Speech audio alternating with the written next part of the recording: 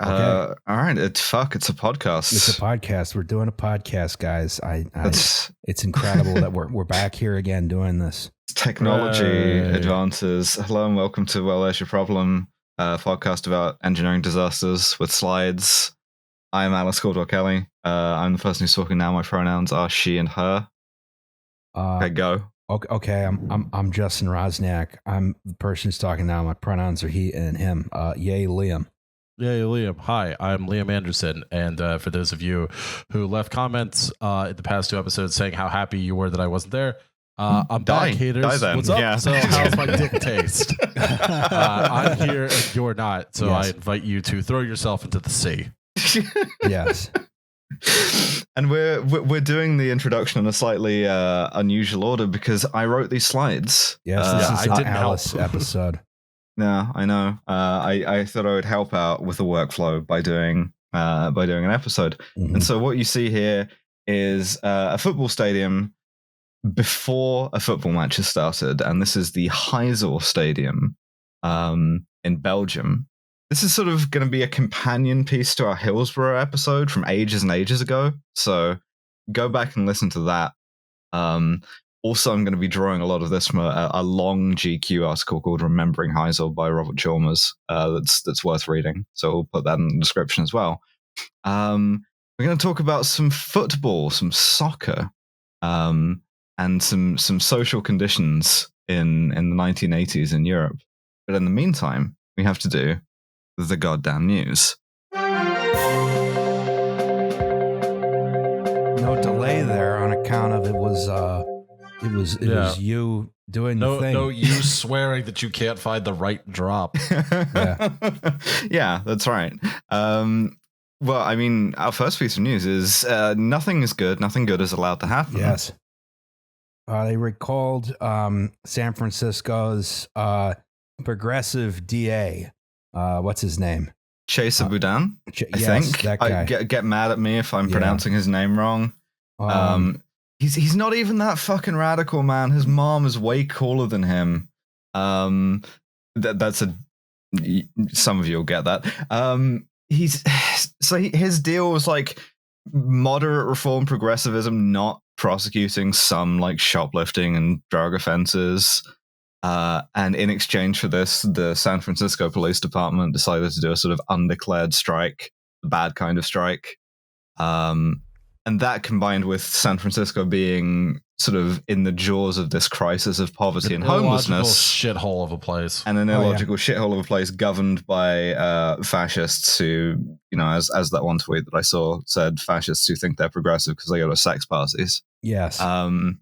Because they saw a homeless person once, decided that they could use California's very, very stupid recall provisions to recall him from office, and it wasn't even close. He lost by like 25 points. I've been confused about this. Isn't like the California recall like process just designed in such a way that it almost always works?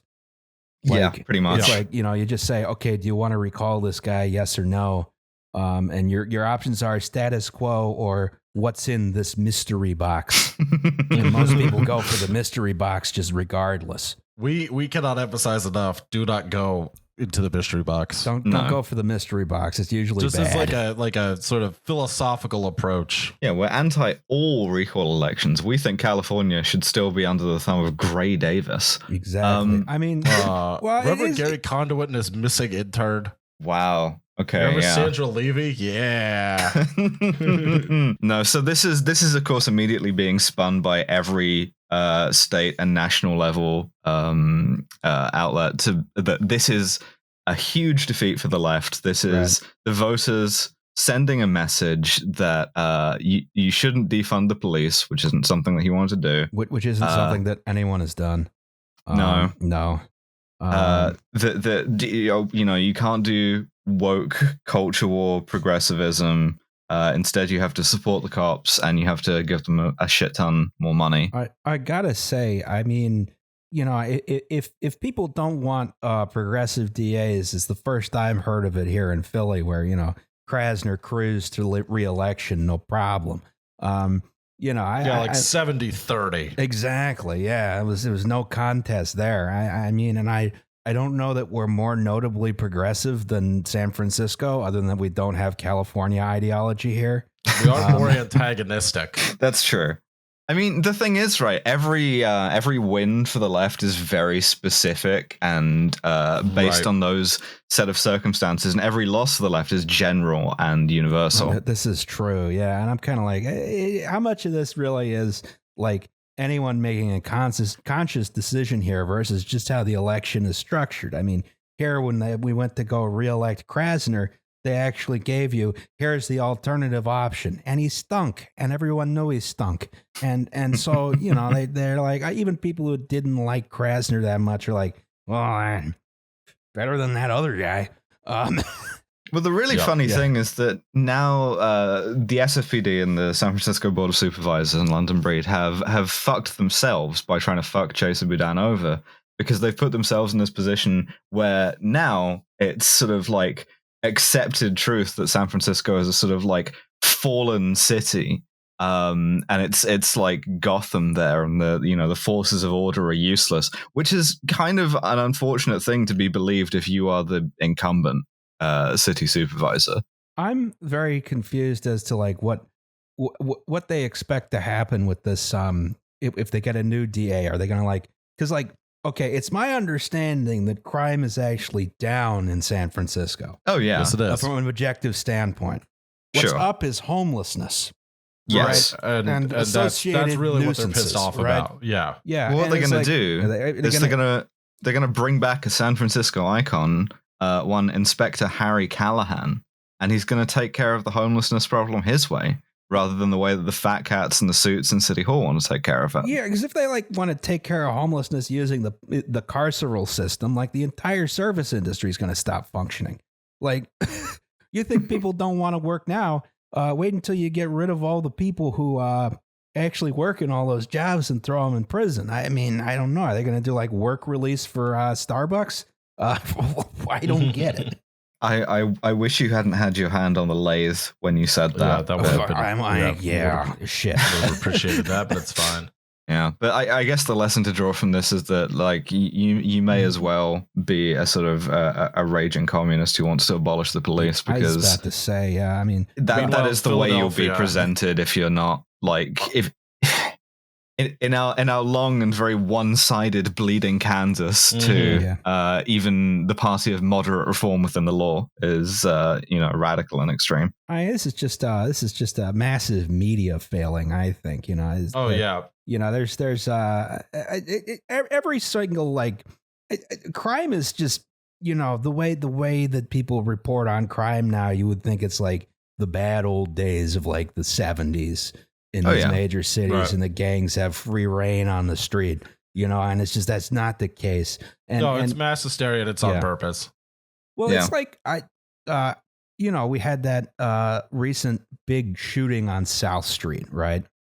This was pointed out by my friend from college, Aubrey Nagel, who does a media accountability project. And really good work at Reframe Philly. Yes. You should go subscribe to her newsletter. Yes. And one of the things she pointed out was, in the immediate aftermath of this shooting, the coverage was all like, wow, how did Larry Krasner personally arm these shooters? As opposed to, this is where the shooting occurred. This is how you need to avoid it. So on and so forth, like actual useful information for people who live laws. There. Harrisburg. And it makes people very, very, very afraid, right? Mm-hmm. Because people who are objectively safer than they have been in years are more terrified. And it's not like, no one's saying that things in San Francisco are always nice, right? Mm-hmm. It's just that you have to be able to distinguish between you are seeing something that is unpleasant, something that makes you feel bad. Yeah. Like, I don't know, someone fucking shoplifting baby formula because they have to feed their baby,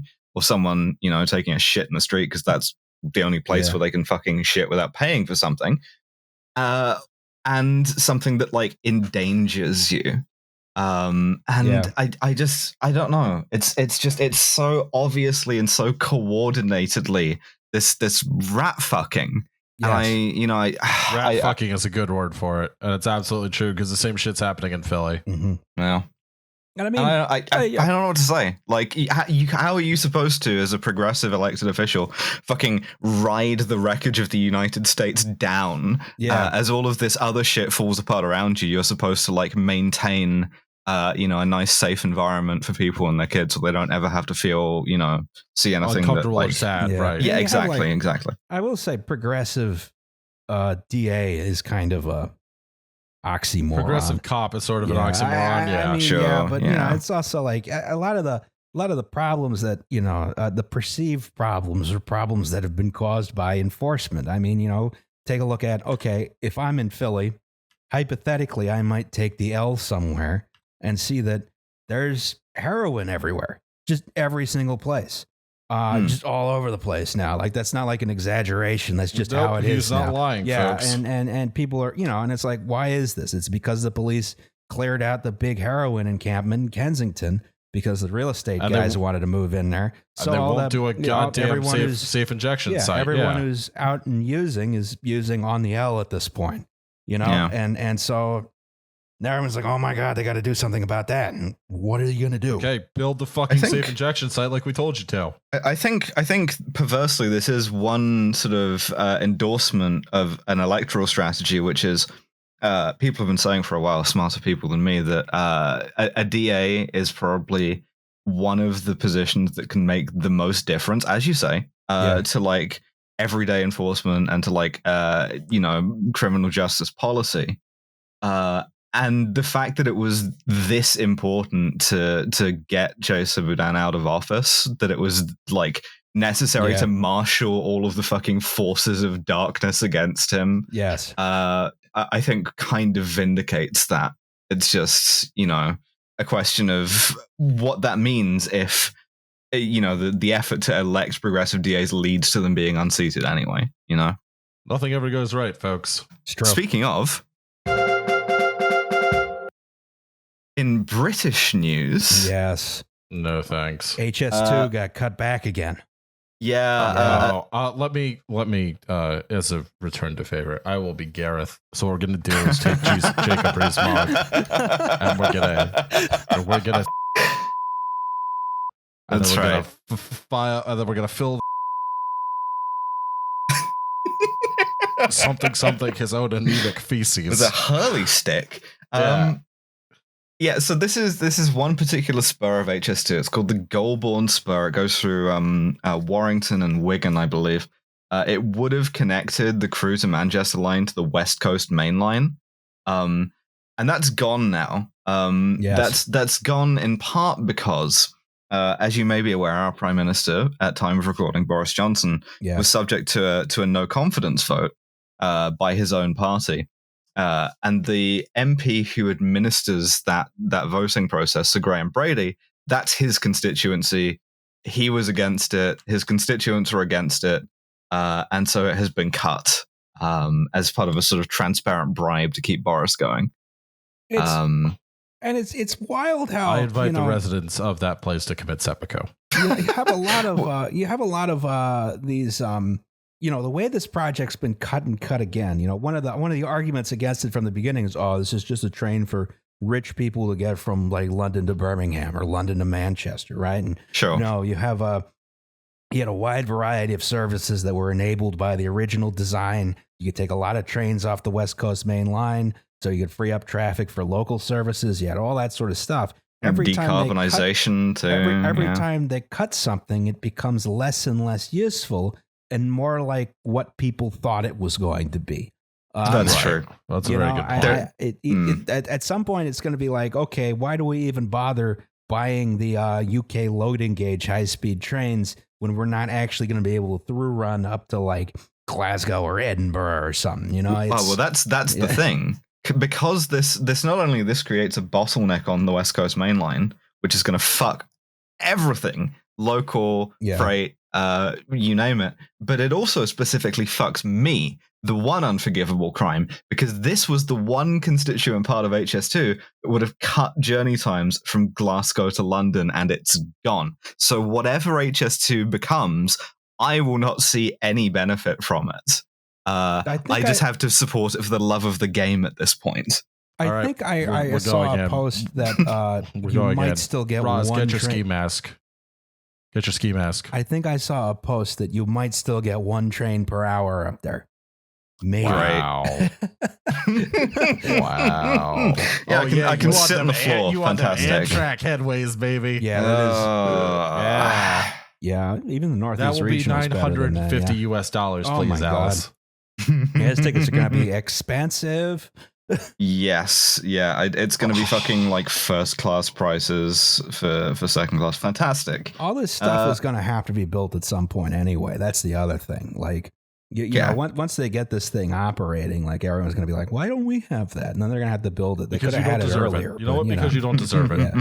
So this is really, really stupid, short-sighted decision. Thank you, Boris, for being a moron, idiot, dumb asshole. Piece of shit.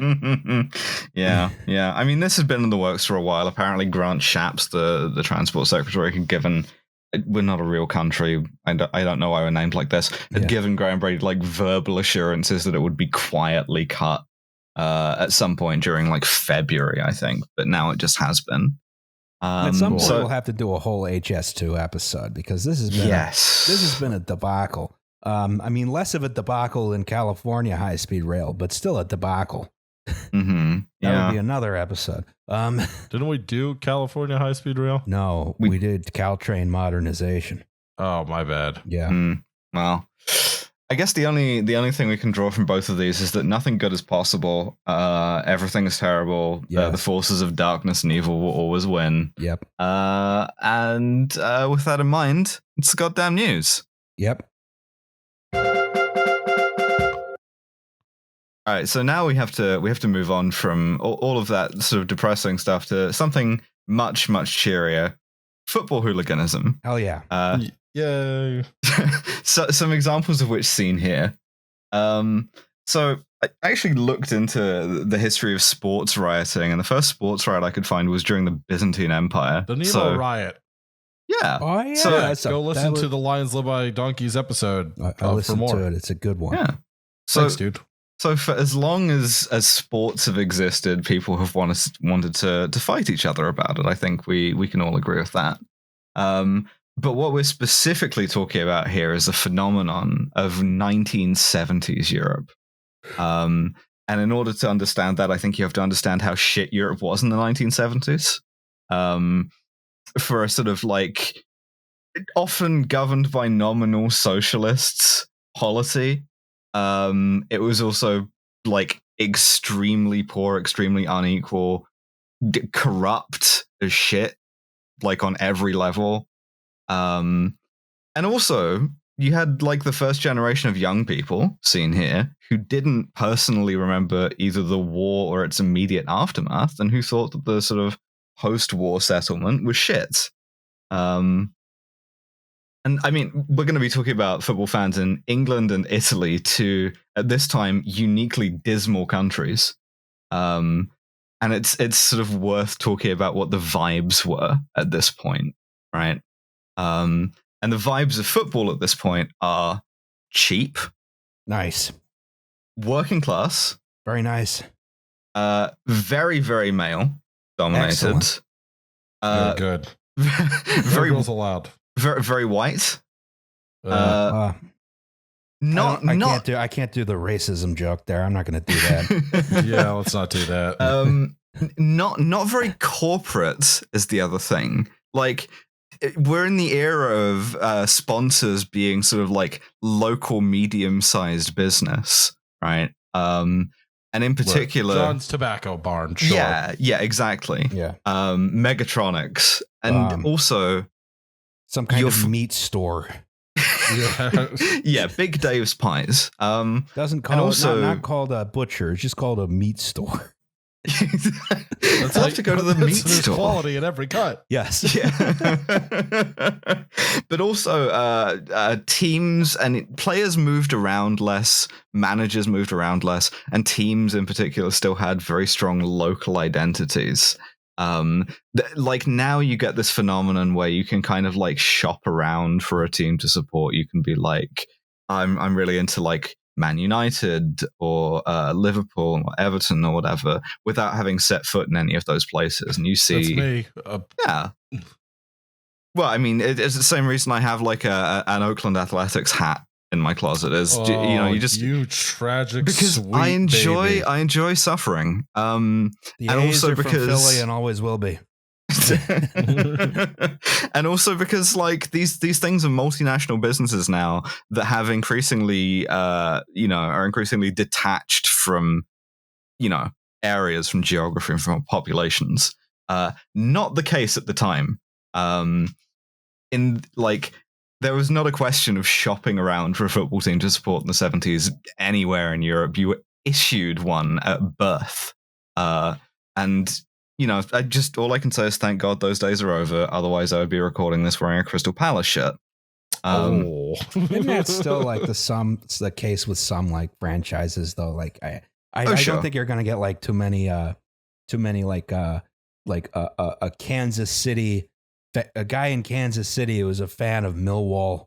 I mean, have you seen those French NFL fan accounts? Oh my God.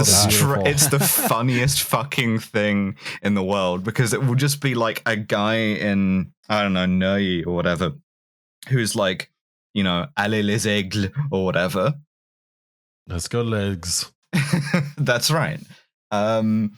Yeah, I mean, obviously it's still the case. Like, I mean, fuck's sake, I live in Glasgow, right? Like, there's a uniquely sectarian dimension to which football team you support here. Same to in Edinburgh with like Hearts and Hibs, but like, yeah, I think I would say that the era of the corporate middle class season ticket fan was not yet upon us. And there are like there's a quote from at the time this happened, chairman of the English Football Association, that the way that you get modern football is Heysel plus Hillsborough plus satellite TV. Those are the three components that make modern football what it is. And that's how it became gentrified in the way that it did. I've always sort of been interested in why this kind of behavior never really happened in like American sports at all. Like you don't have a baseball hooligan or like a basketball hooligan or no, we take out hooliganism and put in mass shootings in elementary schools. A hockey hooligan is just the players. College football maybe to a point. Those fan bases can get pretty weird, but like I think it's maybe because and all these teams have existed for roughly the same amount of time, but in Alice, do soccer teams ever move? Very, very seldom. I think that's maybe part of it, is that the United States is so big. It's rare that you'll have a rivalry with the town over. Or, I mean, there's somewhat of like a Red Sox Yankees rivalry, but those don't usually culminate in fights. I would like them to. I would love to just beat the shit out of some 14-year-old Yankees fan with a Jeter jersey on. Yeah. Like stadiums might move, but generally, like between towns, I don't think that's common at all. So you have that like base of support. Also, I think the other thing we have to talk about is like alienation and boredom and disaffection. Right. Like obviously Americans were feeling those too, but there is a particular kind of grimness to 1970s malaise. Europe. Just general malaise. Yeah. And the feeling of having like no future, of everything being pointless. I'm sure our listeners couldn't relate to that in any way at all. Do not listen to the Sex Pistols. Listen to the Clash. Listen to the Clash. So with that in mind, we have to talk about fashion, because a lot of these guys were, as a lot of alienated white working class men were, drawn to fascism and were drawn to things like skinhead fashions. And so your 70s football hooligan is Doc Martens shaved head, right? Right. And this is a problem because they're very easy to identify. If your football hooligan looks like a skinhead, because he is a skinhead, the police are apt to detect him and arrest him for his various crimes, or like eject him from the ground or whatever. Yes. But at this point, English sides are playing in Europe when they're doing European fixtures, and the story is that Liverpool fans discover a very poorly guarded luxury menswear store in the course of one of these things. Oh, wow. Just some fucking boutique that is not really prepared for a bunch of English guys to come in, break all the windows, and rob the place. And so it's debatable whether this is where this started, but imperialism by way of my Armani Exchange t-shirt. Yeah, like as the 70s roll into the 80s, you get the development of what's called the casual. And this is somebody who wears like a lot of, at this time, expensive European fashion designers, your Adidas, your Sergio Tacchini, your Stone Island, as you see here with the little fucking badge, which itself became like sort of mimetic for everything from football hooligans to far right violence to, you know, you name it. I mean, even today, right? Like Stone Island is still a luxury brand. It's kind of worked quite hard to try and shed that image, but there are definitely clubs that you could not get into wearing, you know, £1,000 Stone Island jacket because of that fucking badge on the arm. And I mean, also, so the point of this casual subculture is partly that people enjoy dressing up, but it's also, it deters suspicion, right? The police think that if you're wearing expensive clothes, you're less likely to get in a fist fight with somebody, not really accounting for the fact that you don't care about your expensive jacket getting scuffed if you stole it in Milan, like the year before or whatever.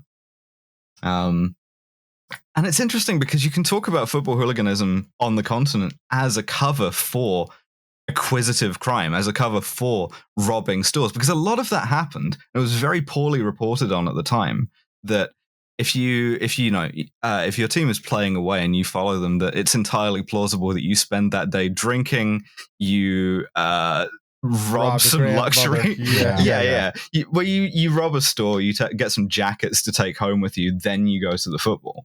All right. I was reading these notes earlier and I had a thought, which was like, what if there were like golf hooligans and they go rob the Joseph A. Banks or the Men's Warehouse? I don't know. Just a bunch of like Polo Ralph Lauren guys. Yeah, exactly. They go rob the Ralph Lauren display at the Macy's at the mall. And it's not too far off from what happened. Like you look at all of these fashion brands. And like they've been so tainted by association in a lot of ways. But you look at the corporate history and it's like, oh yeah, it was founded by this Italian communist in 1950. And he wanted to use like expensive nylon and whatever. And then these guys show up and they just take it. So that's redistribution right there. That's true. That is true, and it's praxis, and we're obligated to support it. It's true. Praxis. So you're casual. Your guy wearing a lot of like European menswear is your sort of archetypical football hooligan of the 1980s. So as things get into, is the casual like in opposition to like the guy who actually looks like a skinhead? Yeah, well, not like it's the same guy. He's just like. Okay. He's just kind of used it as camouflage, or his style has changed over time. I'm just thinking like casual is like in opposition to like hardcore or something like that, or I don't know. I think it might be just from casual wear. Well, I could also do it. Yeah, because all of these are like sport brands, like your Adidas or whatever. We have casuals versus our real gamers. Yeah. Yeah, so this means that we have to talk about... I overclocked my router to be closer to God. We have to talk about the ways in which casuals were organized, which means we have to talk about firms, which means we have to talk about, next slide please, to work this in, trains. Of course. Yay. So, as anyone who's ever taken a train in the UK will know, being on a train with football fans is hell. Yes. Oh yeah. That I will never forgive Chelsea fans for existing. perfectly reasonable. You know, football fans on trains, always drunk, always loud, sprawled across 6 seats between 4 people, you know, bottles rolling down the aisle, etc., etc. The thing you got to remember about getting drunk on the train is guess who's not driving? That's me. That's right. You can't do shit to me about getting drunk on the train. I have been drinking since 9 a.m. I have had 14 beers. Yes. Yeah. I'm gonna piss into this 6-year-old's hat. Let's do this. Yeah, there's a party atmosphere. I think it's apt to be called.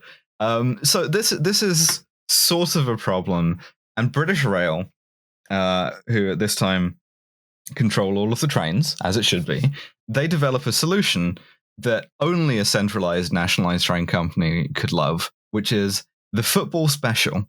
SEPTA does this too, Alice.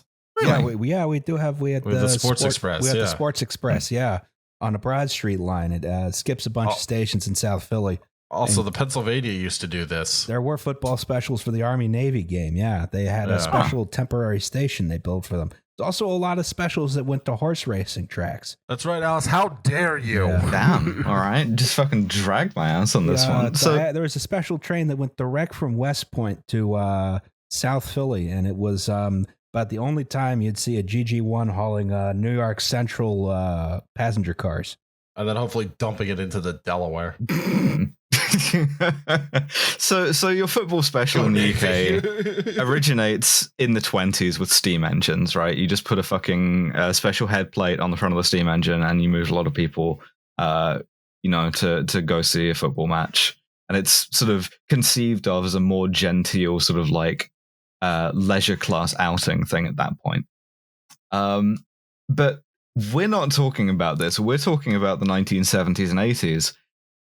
And because of a combination of classism, fear of violence, and leftovers, your football special that ferries fans to such exotic places as Bristol or Leicester, that's made up of leftover rolling stock with often no working toilets, sometimes no seats. Adds weight.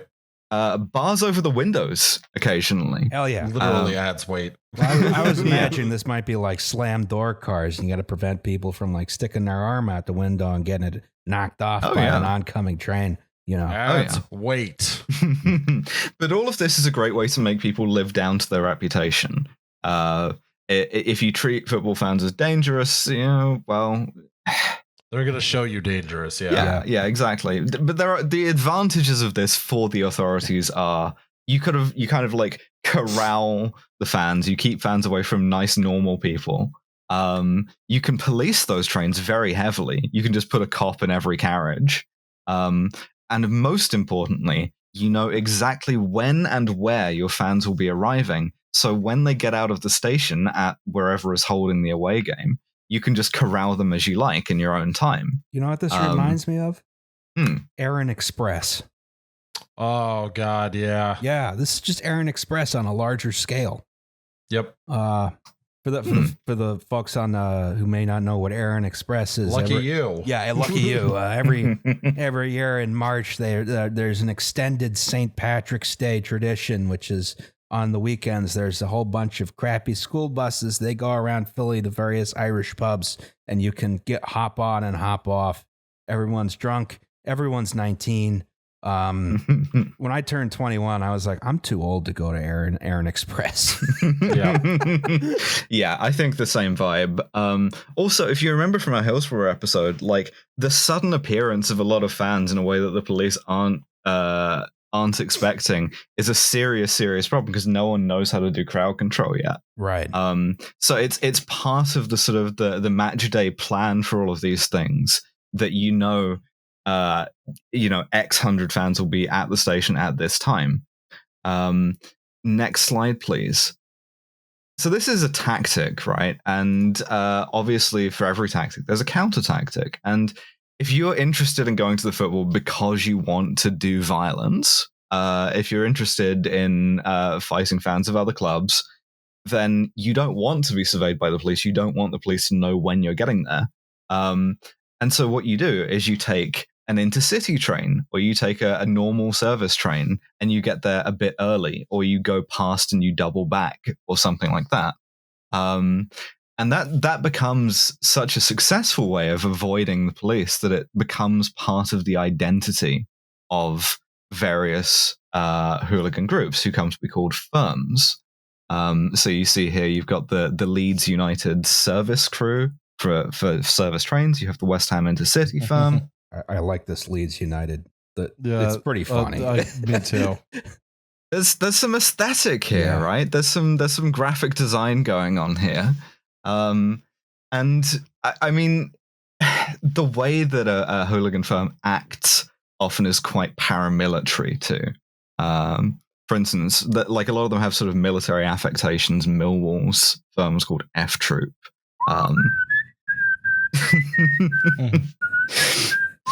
Because what they actually want to do is like increasingly divorced from football, and these days they just want to do increasingly crime, right? divorced. Yeah. Whether that's fighting other football hooligans, whether that's crimes of what we would, I suppose, now call racial or religious hatreds, because again, there's a lot of overlap with neo-Nazi groups still. Right. Whether it's theft, you name it.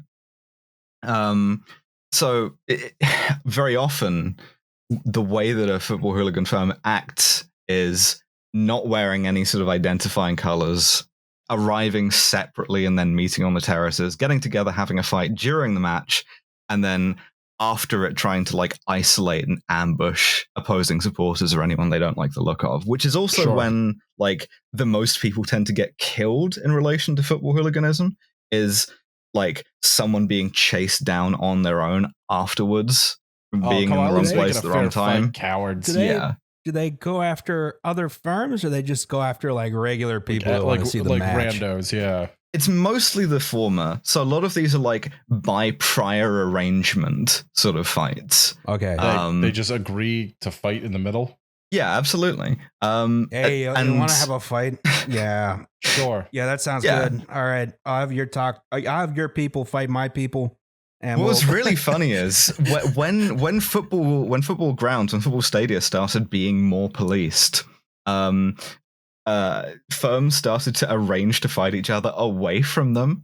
And the first big prosecution in the 2000s was just all of these guys fucking texting each other. And of course, the police got the texts of, "Are you going to come and have an organized fight with us at this location at this time?" What's the problem? Why is that a crime? And just rolled them up ahead of time. Why is that a crime? As long as you're not getting any innocent bystanders. That's not a crime. These are consenting adults. Yeah, exactly. They want to beat the shit out of each other. Let them. Yeah. Hey, you want to come fight? I got a lead pipe. Yeah. Okay. I'll bring my dad. We'll square off. Yeah. What's the problem? 3 a.m. text. You up? I got a lead pipe. Not that kind of lead pipe. Yeah. So not. I mean a literal lead pipe. So not every English football club has a hooligan firm. Some have several. They're always quite mutable. They're always quite deniable. Notably, Liverpool, the side that we're going to be talking about, doesn't have an organized hooligan firm at any point. But it's so that you're aware that these guys exist and are able to sort of like, take on the whatever sort of role is expected of them, right? Or is rather not expected of them. Also, one of the things that they did involved leaving calling cards on people who they had like beaten or stabbed or whatever. This is something that the Intercity firm at West Ham pioneered. Just a little card stuck to you that just says, you have just met the Intercity firm. Or after a while, they started doing you have just met the Intercity firm again, which is kind of funny. I like that's tasteless, but I like that. Both these have the British Rail logo on them. Yeah, I was thinking that too. So that's your English side of football violence. Now we're going to talk about Italy. So Oh boy, Roz, go. Yeah, go off. Yeah. No, I can't do the whole recounting of the Italian vacation partial disaster. His brother bought some hats. This is true. He doesn't want people to know about the hats. Oh, edit that out, I guess. Yeah. So Italian. Then again, no one knows who my brother is, so maybe that doesn't matter. I know your brother is. I've met your brother. So you can tell by the hair 5.5 miles away. You could probably see it from space at this point. My brother looks like Jeremy Clarkson, but with like more hair. Yeah, it's a lot. It's a lot of hair. He needs to start doing one of those. He need, like a fro, like he's Jarrett Allen. No, he did have a fro for a while. My parents hated it. Oh, do it. He tried like brill creaming it like flat, like a 1940s fighter pilot. Dude, that's a lot of hair. I just kind of anyway. So Italian football fans, Italians. I know. We're talking about ultras and we're talking about tifosi. Tifosi just means like try to blow out that tifosi. Yeah, I got you. Yeah, it means like super fan. There's this fun folk etymology. We're the super fans. There's this folk etymology that tifosi means like maddened, like by typhus, and I'm really mad that it isn't true. Welcome to the super fans. Let's talk about our favorite club today, Juventus. So you may be aware that Italy, Cristiano Ronaldo didn't want you stupid miserable fucks. Now, do you think in a match of football, Juventus could beat the Bears? Do you got the Bears or do you got Juventus? Justin Fields by 90, buddy. So you may be aware that Italy had kind of a different post-war settlement than England did. Yes, the years of lead. Go and listen to our episode about the Ustica massacre with Noah for some insight about that. But the point is that the 60s, the 70s, the 80s in Italy, bless you, are a time of political violence, sort of deep state violence, very deniable violence.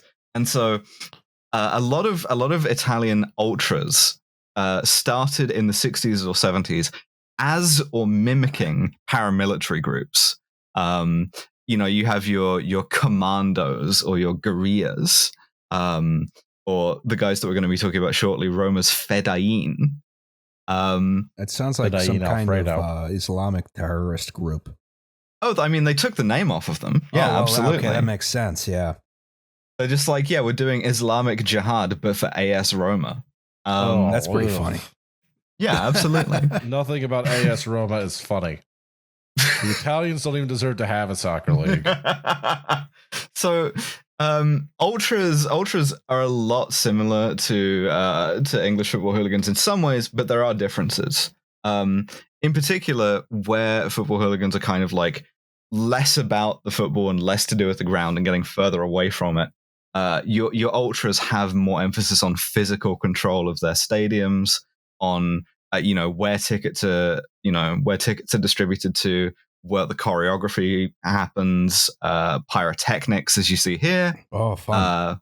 Chant. I read this one interview with a Roma ultra where they ask him what would happen if someone started a chant that hadn't been like pre-approved by the lads, and he's like, "Oh yeah, that'd be a very serious matter for us." This is like this is like a mummer brigade. Yeah. Yeah. Yes, this is sort of like very, very tight control of seating and access, particularly in the top flight of Italian football. Also, by reputation, more likely to stab you than just beat you. In particular, Rome has a sort of a reputation as like stab city for football violence. And the British thought, "Oh, we'll have that." Yeah, absolutely. So, if you are just like a normal fan and you want to go to a match, do you have to like buy tickets through? You might not have to, and if you do, you might not do it knowingly. Like if you're buying them from a ticket tout, someone who resells tickets. Okay, right. That may well be controlled by ultras, but you don't necessarily like have to pay too much attention to that. Okay. So ultras, some of them have had some far left associations. There are a handful of sites, like if you want to talk about La Coruña in Spain or Livorno in Italy. But by and large, these are, again, phenomena of the far right. And you get some weird politics out of this too. Some very strange sort of European vibes where you have two groups of avowed fascists calling each other Jews. Right. Thanks, guys. You fucking dicks.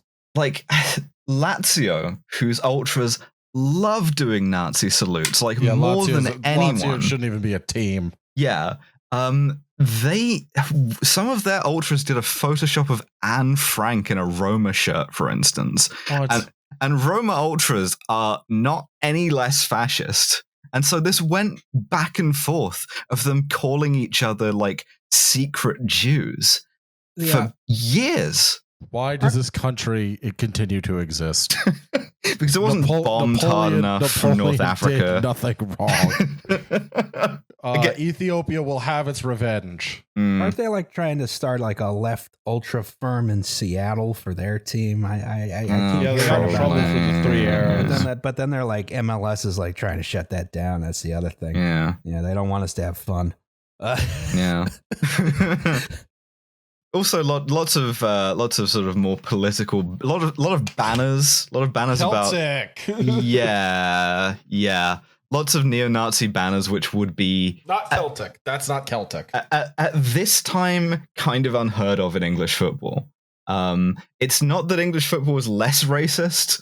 It's just they just hadn't gotten around to being literate yet. Yeah, pretty much. The means of expression differ. I feel like if in the United States, or here in Philly, if they tried to start an ultra firm for like the Union, it would be far right, which would be ironic because it's the Union. It's just Chester County. Yeah. I mean, one thing I will say is that this is sort of the cultural success, right? Like, as much as people say football hooliganism and you think English person, if you ask pretty much any European what they call this type of guy in their language, it's an ultra. All of the sort of like relationships between them, between different nations, between different clubs, are between this type of guy. Like, in some ways, English football hooliganism is a bit aberrant in this way. But so with that background, we can get into our story 48 minutes in. Yes. Thank you. I was told this was going to be a quick one. Now I have to order food. I'll try. I'll speed this up a little bit.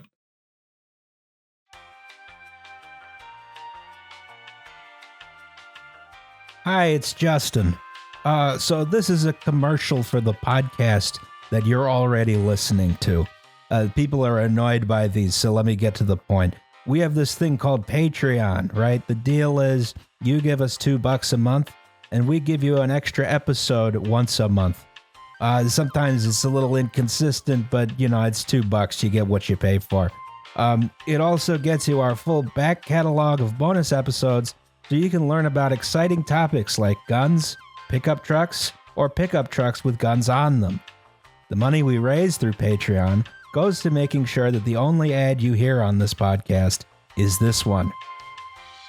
Anyway, that's something to consider if you have $2 to spare each month.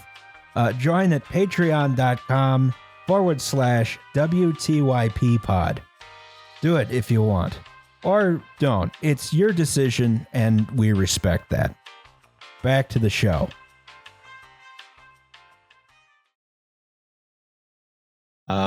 So within this sort of febrile atmosphere, we have the European Cup final of 1984 in Rome. It is Liverpool versus AS Roma.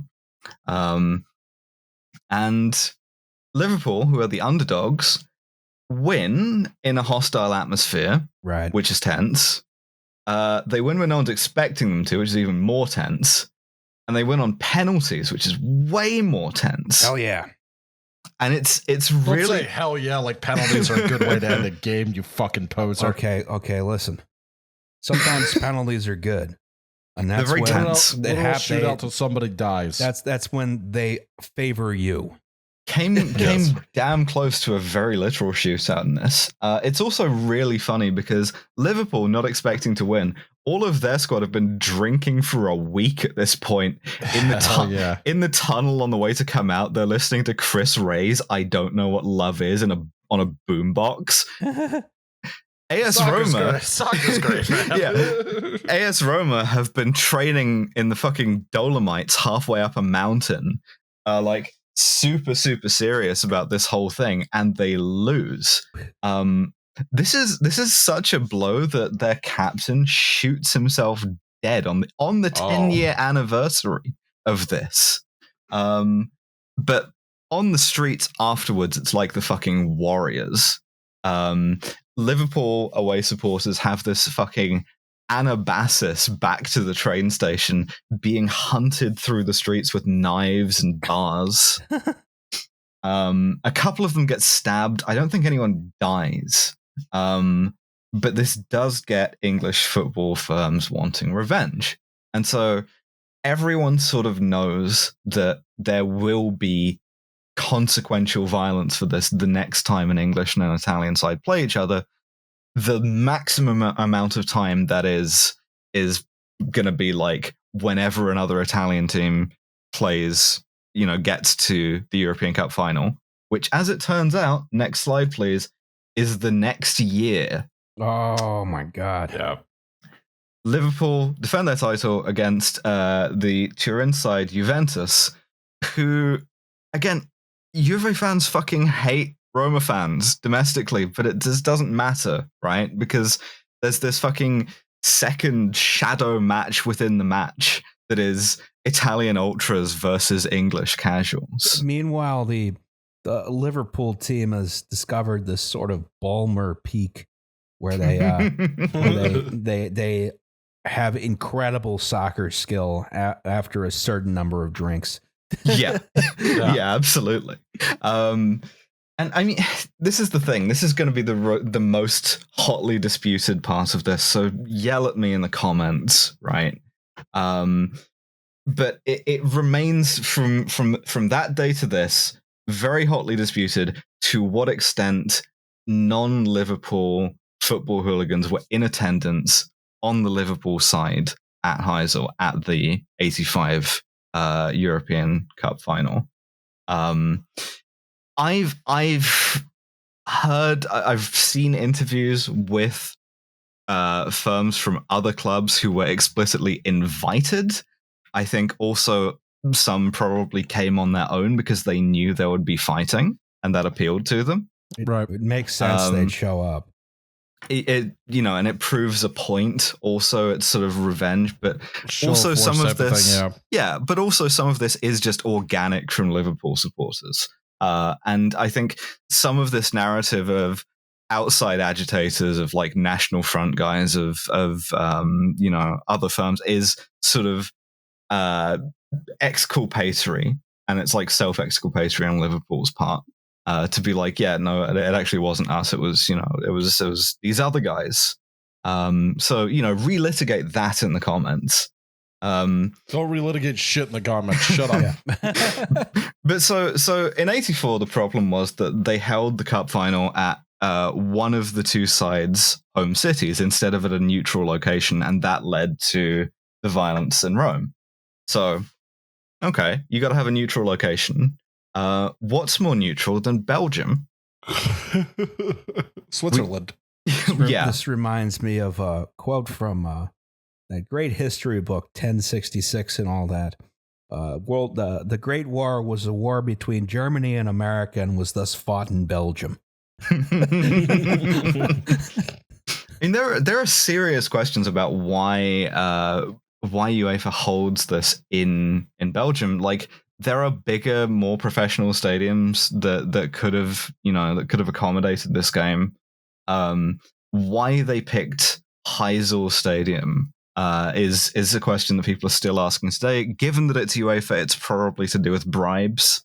Yeah, it's soccer, so it's bribes. Yeah, there was probably some profiteering on the side, but by this point, who can say? Next slide, please. And we see our Honkball Stadion here. This thing looks like shit. Yeah, it's Belgian. Yeah. This is Heysel.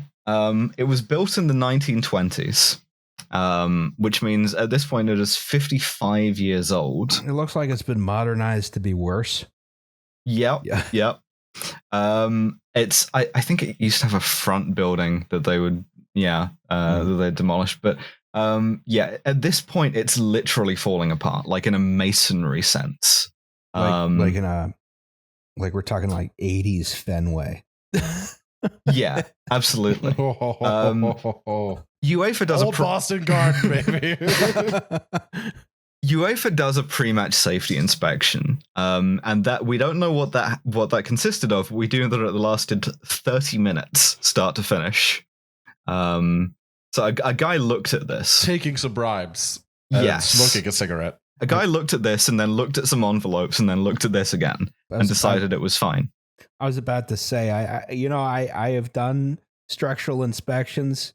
Wide-ranging inspections of building, and I would say in 30 minutes I could do like one small pizza slice of this building here. Neither Juventus nor Liverpool wants to play here. This is a classic of our genre. This is one of those disasters where there's this long lead-in where everybody looks at it and goes, "Oh, that's going to be bad. We shouldn't do that." Yeah. I want to talk about how bad the masonry is. When fans get there without tickets, which is still a thing you could do, there's a decent chance you'll get in. Some of them are literally able to get in by kicking holes in the wall. That's pretty cool. When you do get in, it's all standing, and you're standing on a concrete terrace which has the rebar exposed and big chunks of concrete just lying loose on the floor. Where's Sean from Antifada? Get in there, bud. I used to have a bad habit of just picking loose bricks out of buildings anytime I was walking around. That? Yeah, actually, I do still do that. Yeah, and you could have come away with a cement mixer full of loose you would have had cement. half the stadium by the time you were done. I have half the stadium like in my pocket. Like also, beneath a little hut at the back of the North Terrace, there were dozens of meter-long lengths of rigid plastic pipe, just easily accessible. Just for anyone who is poking around. And most importantly, different sections are separated by thin chain link fences, which will become important as I show you. Next slide, please. The most horrifying diagram I've seen on this podcast in a minute. Oh, I don't like that. So, would you believe that both teams were opposed to this seating arrangement? That would make sense. So this idea of separating fans by which club they support is something that, like, Italian football, very keen on, English football, very keen on, totally unknown in Belgium. In Belgium, you just go to the football, you have a nice time. Right. You don't even worry about it. You have a waffle or whatever. And so the Belgian authorities don't really get the idea of separating fans. The original idea is you put the Liverpool fans at one end, you put the Juventus fans at the other end, you fill in the space with neutrals, and then, that way no one can fight each other. But correct me if I'm wrong. End of episode. Have a good one, everybody. So these guys at the end, this is all standing area, and then like in the middle, these are seats, right? I think this might actually be all standing. Oh, I think it might be all terraced. Wow. But the problem is, because Liverpool are playing slightly further away, there's not as many Liverpool fans as there are Juventus fans. And they don't want to just have an empty section. So section Z here is neutral. Just anyone can turn up and get a ticket. And there are a decent number of Italian expats and people of Italian descent who live in Belgium, who get to see a really, really good Italian football side play a really good English side for not very much money and for like very little traveling time. So a bunch of them do. A bunch of Italian Juventus supporters in Belgium just show up and end up in section Z next to... Were they like told, they're like, hey, you're going to be next to the Liverpool supporters? Fuck no, of course not. Oh my God. No one was told anything. Oh my God. So about that fence. Next slide, please. So boy. So the Liverpool fans have been drinking heavily. Hats. Oh yeah, that's the bucket hats. That's not chain link. Chain link's made of metal. That looks like it's some kind of like stamped plastic. Not even shit. wire. I've heard it described as tennis netting. So the Liverpool fans have been drinking all day, by and large, and then they go to the match. And about an hour before the match starts, the fighting does. Foolish to talk about provocation or who started it, but very quickly you see like stones, loose bits of concrete, bottles, coins, empty cans thrown over this fence between section X and section Z. And we're looking here at section Z, the mixed section, and you can see the sort of like mix of supporters. You can see a Liverpool flag. You can see some Juventus hats. There's one guy, if you see the red Kango about halfway up on the far right, wearing a Roma hat. So you have a real mix in there. And you may also notice, if you count them up, 5 Belgian cops in riot gear, plus the guy in the hat. For a long time, these were the only cops on this fence, on this boundary. There had been another 8 stationed up there, but they were outside the ground investigating a theft of 600 francs, or about 22 euros, from a cash box at a hot dog stand. I'm not sure why this needed 8 cops in riot gear to solve this sort of crime of the century, but that's where they went. They knew it was coming, and they didn't want to be there. Yeah. And so as you approach kickoff, fans from the Liverpool section X, mount this assault on section Z. They overwhelm the cops. They tear down this fence. We're talking about maybe 200 people, which is a lot within the context of how many people would you like to fight at once. Right. Next slide, please. And this starts another crowd control event. Yes. If you are not interested in fighting a shitload of drunk Englishmen, you have to leave the situation. You have to do the share zone thing. You have to hit the bricks, right? You might not even get a choice. You might just be getting forced back by the crowd anyway. But in that case, you're getting forced back towards the walls of the stadium. There's 2 walls. There's the outer wall, and then there's the wall that, if you go back to the diagram, right. It's the wall between section Z and the long sort of like that one. Yes. So those 2 walls, which are like tall concrete walls, the shitty crumbling concrete walls, which are now having an entire section of fans pushing against them. So some people die of crush injuries at this point, and then the fucking wall collapses. Yes. Fuck. And again, like crowd movements, right? This isn't anyone's fault aside from the English people, but like what happens is that the wall collapses on top of people, and then the crowd goes over the wall. Mm-hmm. So there are people who are like trapped under the wall who have people climb over them. Jesus. If you look at the concrete wall here, you can see the stanchions on it. Yeah, you should. Those are your buttresses here are clearly not designed to withstand a force from this side. I mean, overall, I imagine a stadium of this age was not built with the idea of hooliganism in mind. No, honestly, like having it give it's built way. for the finest sports of the 1920s, which are hitting each other with clubs or whatever. Yeah. Although, if it didn't give way, it might have had more crush deaths than concrete wall falling on people deaths. Yeah. Yeah. But the stanchions on this are supposedly built like on the wrong side. Mm-hmm. And I mean, this is where most of your deaths happen.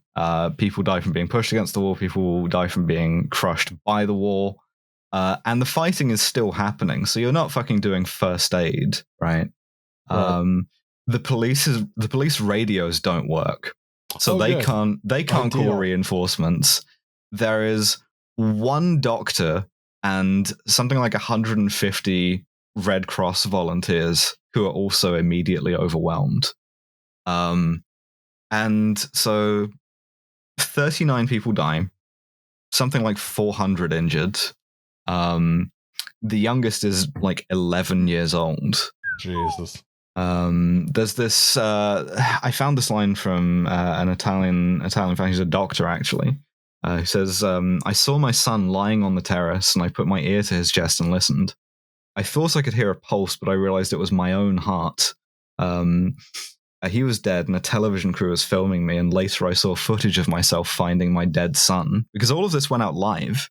Right. And accidentally traumatizing an entire generation of people watching it. Not to mention the commentators. The Juventus fans who are at the other end of the stadium can see what's happening. They riot themselves, break out of their stand, try and run down the pitch. Probably for better rather than for worse, the police are able to stop them. Yeah, that probably would have made it a lot worse. Right. Yes. But speaking of making it a lot worse, next slide, please. What they do after this is they play the fucking football match. Why? Don't do that. Of course. Because the Belgian cops are afraid that if they don't, the violence will be worse. Sure. Which I'm not Okay. sure. I genuinely don't know. I don't. Yeah. I think the fear is that if you just tell everybody to go home, then you have a running battle in the streets rather than just contained within the stadium. But all the players know what's happened, and Juventus in particular explicitly request not to play the match, but UEFA ignore them.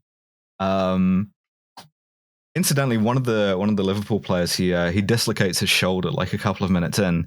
They have to get him to the hospital in secret, lock his hospital room with an armed guard, and cover up his uniform when he's leaving the hospital. Because it's like the fucking nearest hospital. That's where a shit ton of victims of the collapse and the crush injuries are. Juve win the match in a sort of obviously fixed way. It doesn't matter.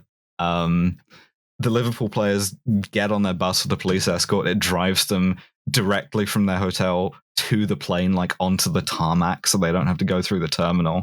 It's very much leave town sort of thing. Get out of here. Yeah. Just get out. Just get out of here. Yeah. I have this quote from an Italian fan. He says, "The match passed us by as though we were in a trance or as if we had been drugged." All of the players, who are all still alive, as far as I know, all still traumatized by it. Understandable. The captain of Liverpool this time, he says, he testified to the inquest about Hillsborough. Never any inquest for this. He's never been asked to speak about it to anyone. You just sort of deal with it. And so we're left with the aftermath. Next slide, please. And I guess we'll talk about the football aftermath first, and then the sort of aftermath in terms of hooliganism.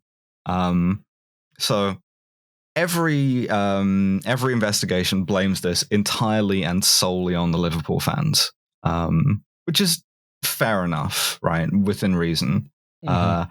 If had they not gone over that barrier and attacked the other fans, none of this would have happened. Yes, it would have been unsafe and shitty, but you probably would have gotten away with it. And so 34 Liverpool fans get arrested, extradited for manslaughter. 14 of them get convicted.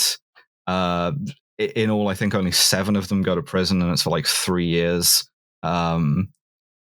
The head of the Belgian Football Association gets a suspended sentence for fucking up the ticketing. So do a couple of Belgian cops, which I will say is more institutional consequences than happened for Hillsborough.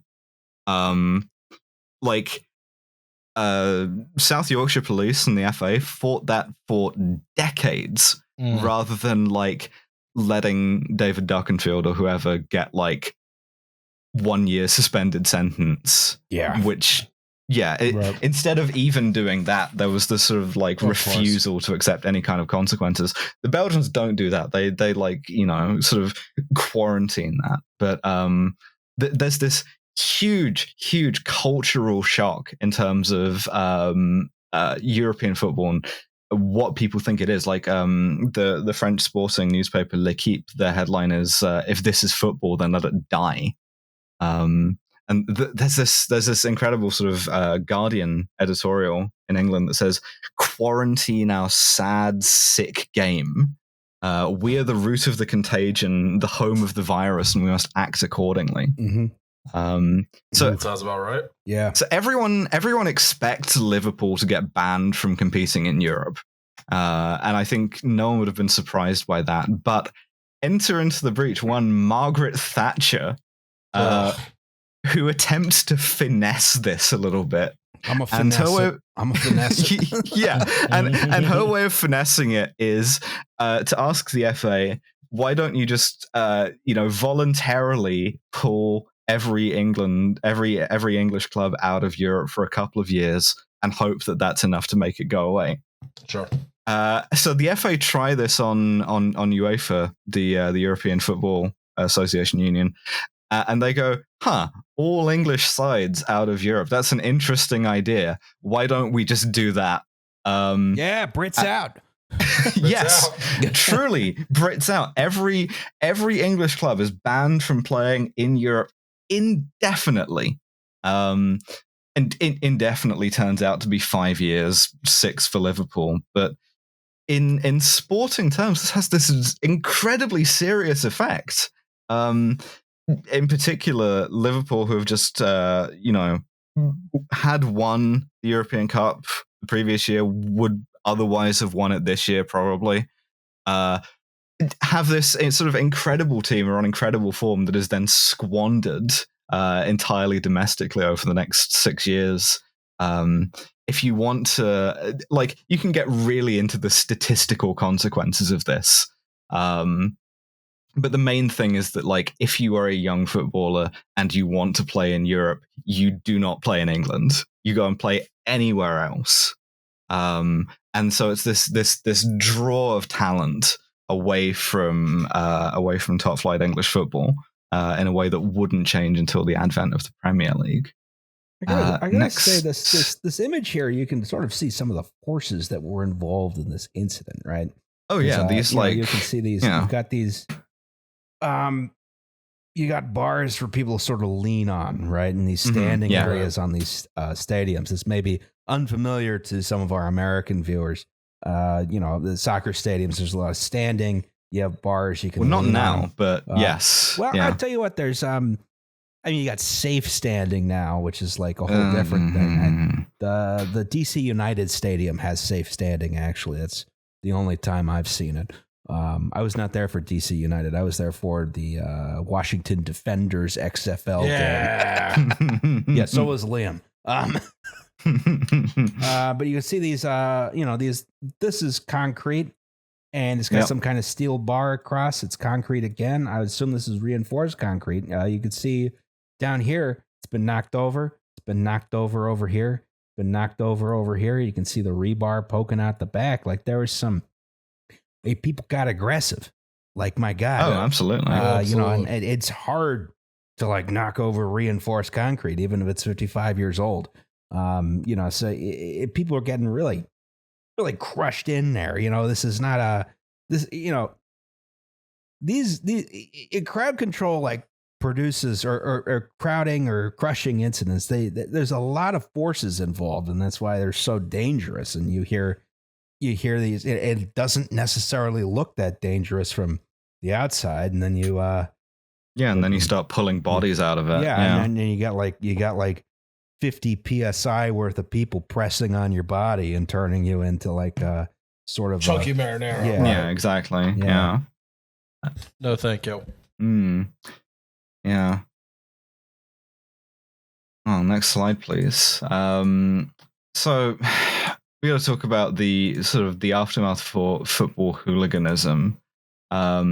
This really sort of inflicted a psychic wound on both sides. And in Liverpool in particular, it created this incredible sense of shame and guilt. The fact is, this could have been any English side. Like, Liverpool was certainly not uniquely violent. It was sort of a combination of the violence that was inherent to all English football at that point, and the choice of venue and the ticketing conspiring. And it was just sort of like dumb luck that it was them. But in particular, like, Liverpool supporters at that time thought of themselves as less violent, as, you know, sort of not engaged in football hooliganism to the extent that other clubs were.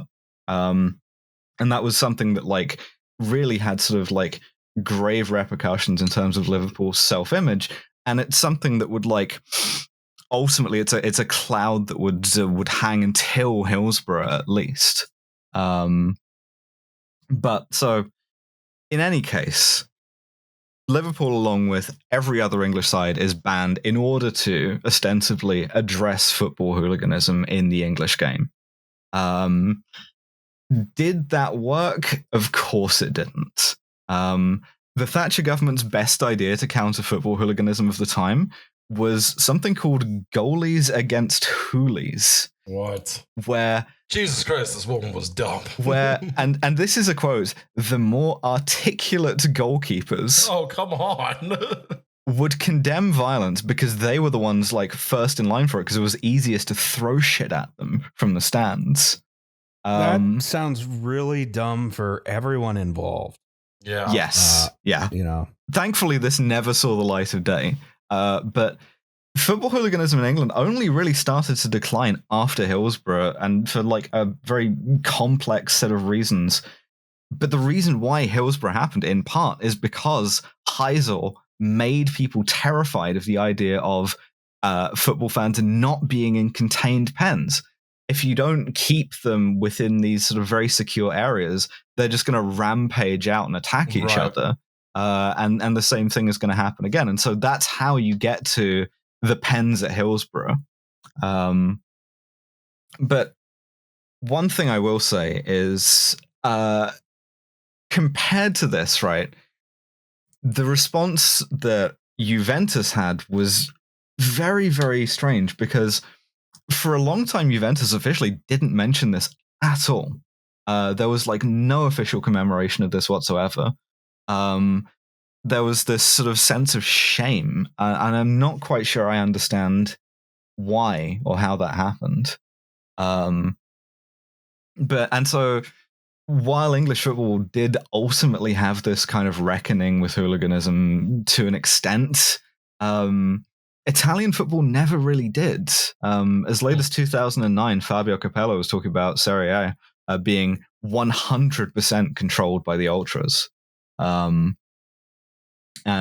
so you end up with this sort of, like, one-sided attempt at reconciliation for a long time, where the next time Liverpool play Juventus, which is in 2005, you can see here it's quite a sort of powerful gesture where Liverpool fans spell out amicizia, which is friendship, and some Juventus fans applaud, and some of them turn their backs on them. Some of them have signs calling English fans animals, saying that Hillsborough is God's punishment. That seems a bit extreme. There's one that says it's easy to speak and difficult to pardon, which, fucking fair enough, I guess. Like, I'm not going to tell you that you are obligated to forgive a football club, but one thing I will say is that Juventus has never shaken off their ultras completely. And, you know, to this day in Italian top flight matches, you will still see, you know, stabbings in connection with them. And you'll still see violence that I won't say it never happens in England, but it is often more sort of like concealed. So maybe I would suggest a very cynical corporate apology delivered 20 years late is better than nothing. And it's also an indictment on the culture of football at the time. And I have this quote here from Nick Hornby's Fever Pitch. The kid stuff that proved murderous in Brussels belonged firmly and clearly on a continuum of apparently harmless but obviously threatening acts.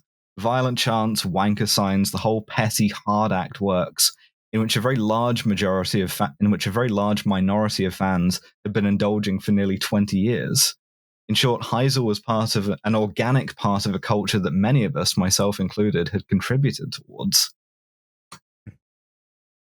So, I will say, there is a huge institutional failing here outside of hooliganism, which is just that they wanted to sell more tickets, so they decided let's have this general section next to the hooligan section. Ultras, and this is people were like marching zombie-like to this match, knowing it was a terrible idea the whole time, but like institutional momentum just brought them to the point where like, all right, let's do this stupid thing.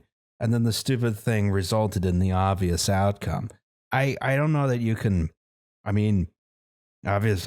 guess, football hooligan culture is bad, but like not being able to handle it in a proactive fashion when you knew how to handle it before, just refusing to do that. It's just incredible that they made that decision in the first place. Right. Yeah. Especially having a year after the 84 final, knowing that like some form of violence was going to happen. Probably want to avoid having these people next to each other. Let's not do that. Yeah. So I put this one firmly on the Belgians. It's on the Belgians. It's on UEFA. It's on Liverpool ? Brackets National Front brackets Ultras brackets. Yeah. No, I don't know. Yeah. All I can say is it has this sort of like, it smacks of inevitability, like you say. Yeah, you're absolutely right.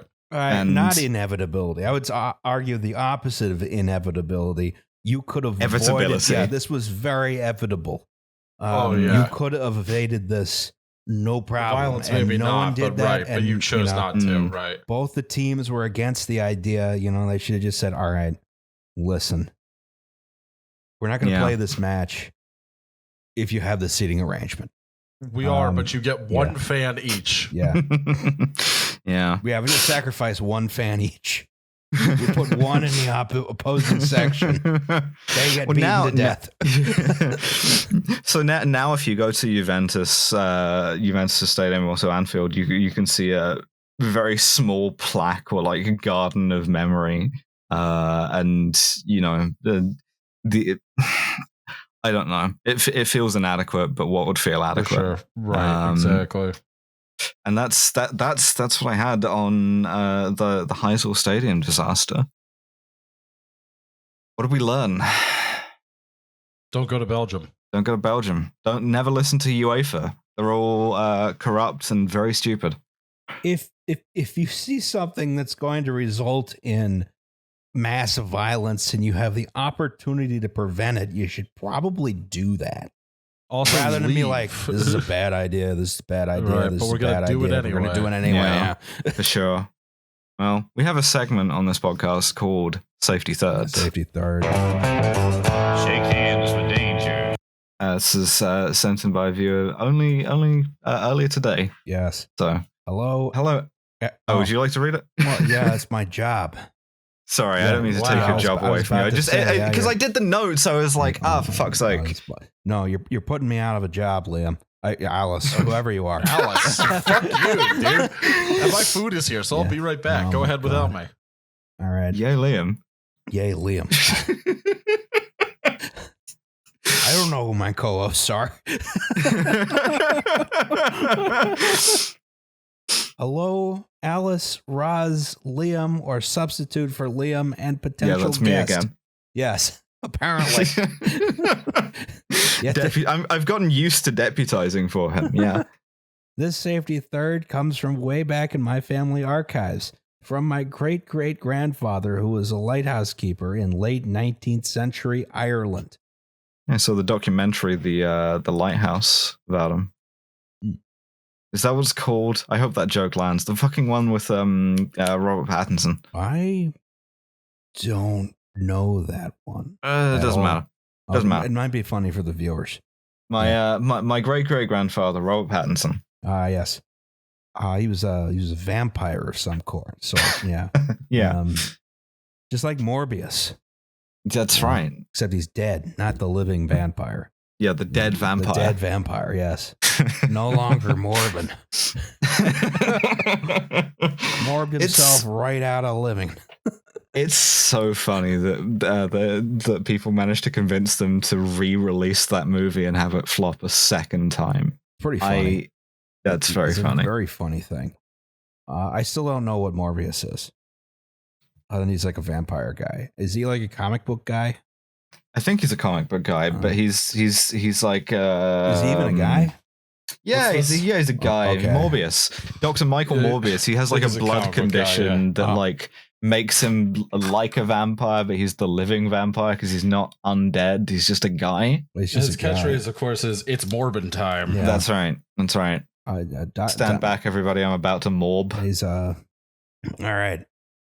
My family, right up to the 1950s when I moved to England, were always rather nautical, with basically every generation from about 1830 to 1950 having at least 2 light keepers in it, being assigned to different lights across the coast of Ireland. This story comes from a lighthouse called the Calf Rock down in County Cork. I'm glad to have found the diary that my great-great-grandfather wrote during this incident, and for several years before and after, as well as other family stories and newspaper clippings. The main character of our story, let's call him Tom for no particular reason, had been assigned... I'm still picturing Robert Pattinson. Yeah. Had been assigned to the Calf Rock alongside 6 other assistant keepers in 1880. And he was assigned as the senior light keeper. I thought you just had like 2 guys in a lighthouse. Having like 8 of them? 7 of them, rather? That's a lot of dudes, yeah. It's a different movie if you have 7 guys. Well, I mean, you got to wonder, okay, how is this light powered? It's 1880. It's not electric, right? It's probably not electric. I'm not a lighthouse expert, so maybe it was electric. Shitload of consignments of whale oil or something. Yeah, I don't know. You got whale oil. Maybe you got like it could be natural gas. It might just be a big fire. Who knows? I don't know how lighthouses worked. I'm not a lighthouse guy. Someone who's a lighthouse guy, sound off in the comments. Yeah. So, had been assigned to the Calf Rock alongside 6 other assistant keepers in 1880, and he was assigned as the senior light keeper. You know, also probably the big Fresnel lens that magnifies the light. That's probably like steam powered or something. Wow. Yeah, it probably has like that's probably a whole thing to maintain. Yeah, I wonder how these lighthouses worked. Research project. So one of them could be a whole episode in itself. The lighthouse. The lighthouse, yeah. One of them was to always stay ashore, known as the shorekeeper. Yeah, he works remotely. He like dials into the Zencaster. It's fine. Duty on the light at night included sitting at the top of the lighthouse or at the bottom in shifts, making sure that the light didn't go out, generally sitting around not doing very much, to make sure that the ships sailing by didn't get wrecked on the shore. Safety back then was rather rudimentary, especially since they were the safety people for the ships. And during a period of particularly bad weather, the incident, which is the subject of today's story, occurred.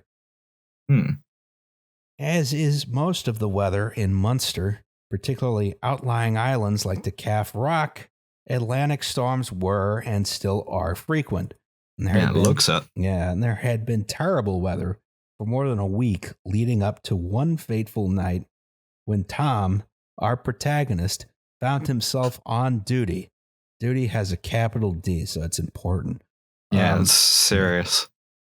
It was a particularly stormy night, and during a few minutes when he went downstairs, the entire top half of the lighthouse was almost completely blown off. Jesus. Seen here in the picture.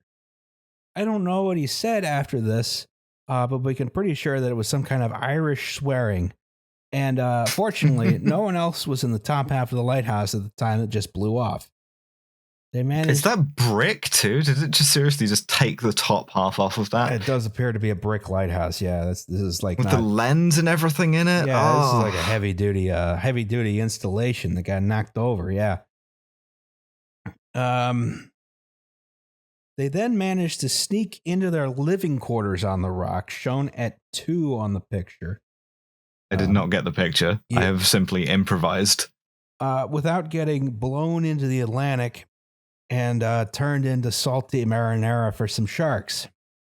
The day afterwards, the residents of the nearest island called Dursey would have been for a surprise, as would the family of the keepers, who lived in the lightkeepers' cottages near the shore when they saw that the top had blown off. And for 3 days, you don't want to see that. You don't want to see that. And for 3 days, my great-great-grandfather Tom, as well as his crew of 5 other assistant keepers, was officially regarded as lost and presumed dead.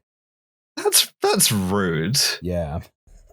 you don't you don't want to go and check maybe? It was only once someone saw them dashing across the rock, which for scale is only about 30 to 60 meter wide or 100 to 200 feet for the American freedom havers. That's right. We got the freedom here. That an urgent rescue operation was mounted. So, I was about to say, I don't know. As long as no one was on the top of this thing, you figure you're probably pretty fine down here. Since your living quarters is built into the rock, which has probably been there for 100,000, 200,000 years. You have to wonder how much anybody on shore liked these guys that they see that and they're like, yep, they're dead. Yep. Probably dead. Probably no longer among the living. Yeah.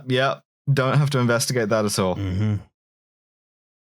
The Royal Navy gunboats HMS Amelia and HMS Seahorse came over from the nearby Castletown Bearhaven in Bantry Bay, which is at that time a Royal Navy base, and both made attempts in the 4 days following the disaster to rescue them, and both failed, effectively leaving them to die. Couldn't get close enough. The weather was too bad, apparently. Yeah. Rescue failed. You're on your own. Bye. Yeah. Good luck. It was only shoot you a fucking signal flare that just says, we tried. It was only after 12 days of the Navy having left them to survive on the rock amid increasingly bad storms that a group of 7 locals, led by the shorekeeper and a guy named Captain Michael O'Shea, went out to go grab them, right? The shorekeeper and these 6 other guys were fishermen. They rowed out in the maelstrom until they eventually reached the rock. It took several hours of awkward moving around the rock to eventually get all 6 guys in the boat, and they rowed them safely back to shore. Royal Navy, BTFO. Yeah. Get goods. Yeah. You just need some Irish guys in a rowboat. Yeah, things have gotten serious when it's 7 lads have gone out in a boat and they're just going to sort it. The story was not just national, but international news, making it into the New York Times and even far abroad as the news in New Zealand, as did the failed rescue attempts by the Royal Navy. I hope the story of Anglo-Irish animosity brought you some anti-English sentiment and some admiration for the balls of those 7 guys who were going out there to rescue my great-great-grandpa when the Navy couldn't. Dudes, Rock. Dudes do in fact rock. And this is the Dudes Rock right here. This is they should rename it to Dudes Rock. Put a plaque on there. Yeah. This is the Rock of Dudes. Yes. This is the rock upon which I will build my dude. They call me Peter, dude. Yeah. You have to deny your dude 3 times before the crowing of the cock. Yeah. This is Simon, who should be called dude. Simon, who shall be called dude. Yeah. Fucking safety third. Yes. Shake hands with danger. Our next episode will be on the Boston molasses disaster. Does anyone have any commercials before we go? Trash Future, Kill James Bond, 10,000 Losses, Franklin. Lions Led by Donkeys. Yes. Lions Led by Donkeys. I was on Alan Fisher's show today, so maybe you should watch that one. We just ranted about stuff for a while because he's got 100,000 subscribers now, which we don't. So subscribe to the fucking thing. I want the plaque. I want the plaque. The plaque. I also want the he plaque. had a plaque before us. I know you have to like pay for extra plaques. So like one of you gets the free plaque and then like the other 2 of us will have to pay for our plaques, but I do want a plaque. I don't care. Yes. Right. Yeah. Well, it's a podcast. That was a podcast. Outstanding. Yep.